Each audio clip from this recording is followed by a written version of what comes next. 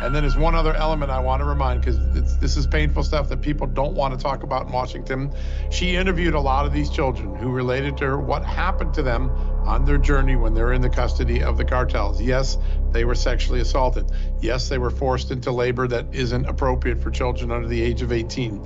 Yes, they're told that they have to pay off their debts when they get here, and they don't know what that means. Does that mean having sex? Does that mean doing some form of indentured servitude until they pay off their debts? It's the most inhumane way that any child could ever enter the country, and Joe Biden and Kamala Harris created that pathway. Ms. Marcos, you testified a moment ago to Senator Butler that every child gets a Know Your Rights presentation. Is that correct? Yes. Is that before or after you release them to labor traffickers? Senator, every child that comes into our care gets a Know Your Rights presentation. Have you read that children are scrubbing dishes? They are operating heavy machinery. They are delivering meals. They are harvesting coffee. They are working construction. They are working as housekeepers. They are working overnight shifts at plants where they are not paid. They are not going to school. They are not cared for. They are not giving meals. Almost all of it illegally. Are you aware of that? That's a yes or no? Yes. Do the Know Your Rights presentation help them in those situations? Senator, ORR. That's a yes or no, I think. Do you really think that you're helping these children by releasing them to labor traffickers and, yes, sex traffickers?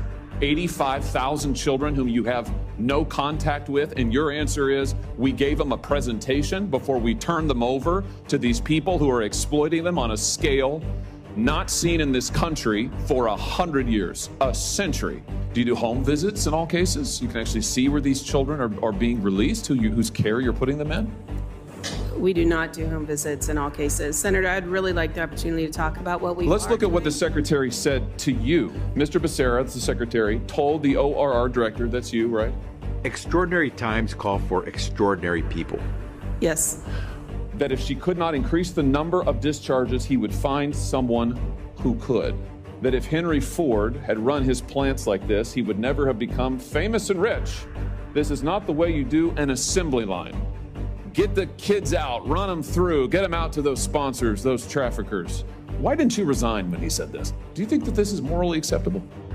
Do you think that this is acceptable to run ORR like an assembly line and to release these children to traffickers? We do not run ORR like an assembly line.